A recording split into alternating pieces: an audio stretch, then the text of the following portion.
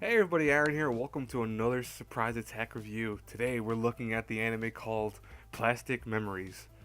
Now, what's funny about this anime is that I don't know how exactly I want to review it. I know that sounds kind of odd, right? But it's one of those anime that I was really struggling to review. Not because it's bad, and not because it's overly great either. It's not even in the middle ground. Like it's not because it's like, oh, it's just a mediocre type show or it's just ho hum in that nature. It's that I feel a lot of my reviewing decisions with this anime are gonna be very biased, like more so than usual. Like I don't want to do that with this review, but it seems like that's gonna be how this review is gonna unfortunately go, just because of just what the subject matter is. And I mean, I love this anime. Don't get me wrong, but I have to wonder if everyone would have the same reaction. Now, I mean, I talked to several other people that watched this, and they all had the same reaction of it being a great anime. So I figure, okay, within my small group of friends, we all like the show a lot, but within the vast majority, I noticed a lot of like mediocre reviews for it. So you're gonna be very surprised, I think, by how I'm gonna talk about this anime. I'm gonna talk about this in probably the most biased way, I think. But does that mean that it's not deserving of that bias from my side? No, it's a great anime. I'm telling you that guys right now, it's amazing anime. It's just that I think I'm gonna like kind of splurge over this anime a little bit. I'm gonna kind of give it a little bit more attention than I think usually I do with shows like this. So, anyways, Plastic Memories is an interesting story, which actually is in the near future, humans have actually created somehow androids that are called Giftas that are actually almost exactly dead point to like humans. I mean, what they do, they grow, they mature, they learn how to do certain things. They have personalities. They are essentially every little concept of what a human would be. There's one catch, however. Most of the Giftas, if not all of them, have an expiration date of 9 years and 4 months around that time period. What happens if they do not get recycled slash reset essentially is they become these things called wanderers, where they lose their mind completely and just become very violent. They work on this kind of bare instinct of just going around killing stuff or smashing things apart or whatever.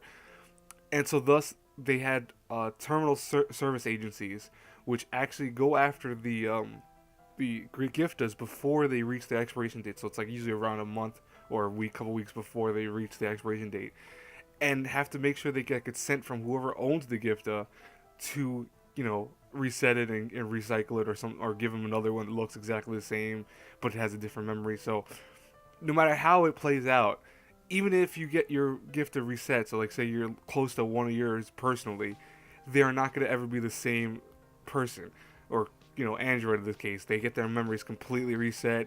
They get their memories altered. Their personalities changed and wiped completely.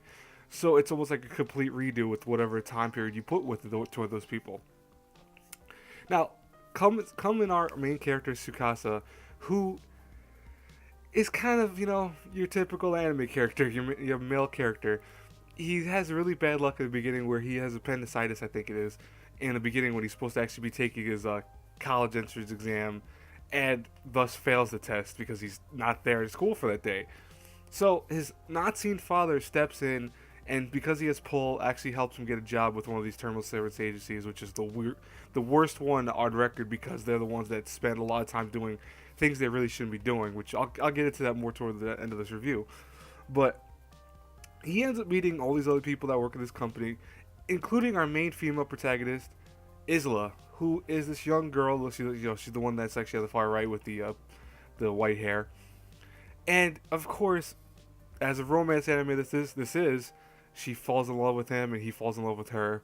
But the catch is that she actually is nearing her expiration date, and at the time of the show, she's actually already within the last 2,000 hours of her life, so give or take a little bit over a month.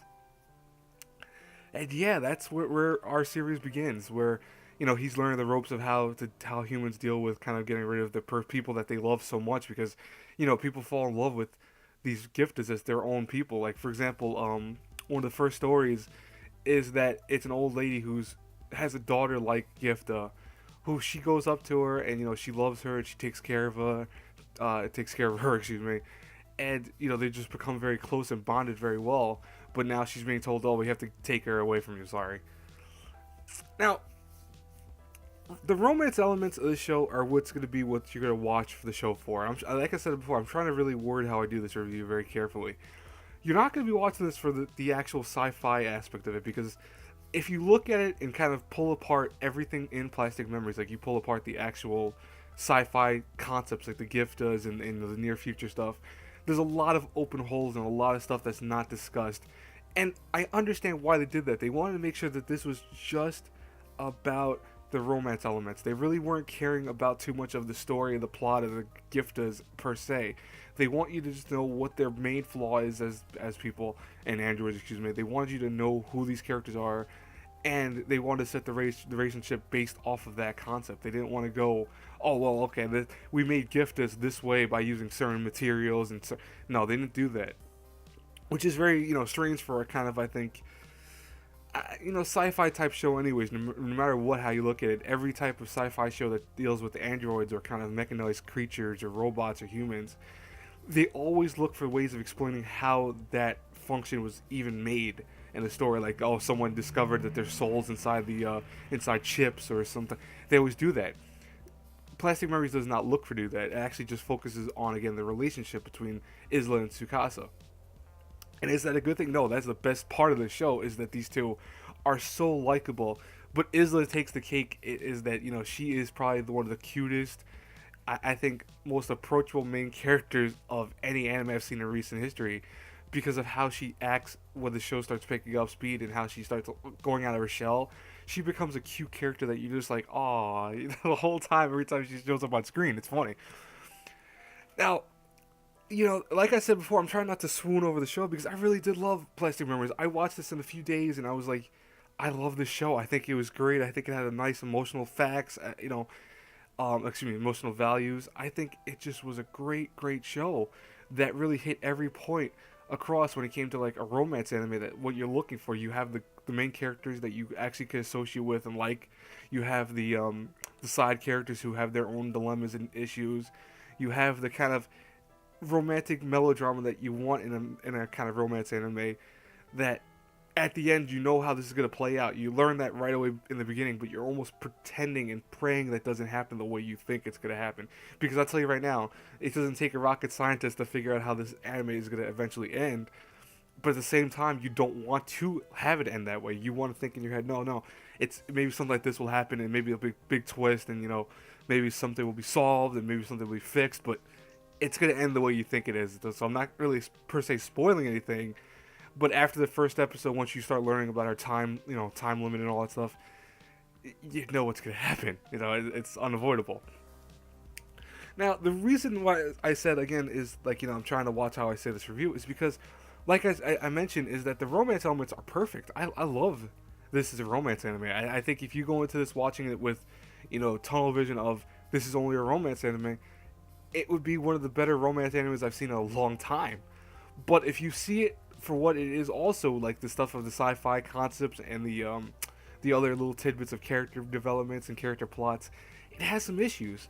Again, I wish they would have explained Giftas a little bit more. I really do. I think that would have been a better way of going about this. I think they could have spent a little bit more time on certain characters. I mean, I know this again was meant to focus on the main two characters and their romance, but I think they could have, kind of fleshed out a little bit of the other characters who apparently have so much screen time on the show that all of a sudden they kind of get like a backseat once the romance starts happening between the two main characters. And I think the ending itself is beautiful, but also kind of, I don't know, just not enough to actually leave you with, oh my god, I kept thinking about the ending, don't get me wrong, so it had the impact part, but it didn't have that ending concept that you want, in the sense that I think it could have ended a slight bit better. I think they could have pushed it a little bit further out and, made the ending a little bit stronger, but it's not a bad ending by any means. It's a great ending to a show like this. So overall, what is bad about this? Animation's great for it. I love the character designs. I love the colors for the show. It's very, very vibrant and nice. The character plot lines are pretty good. They were kind of crappy for the side characters, but the main characters really are the best part of the show. And the sound quality is very good. The dubbing is very good. Japanese dub only so far, so that's very good. That works in the favor of the show.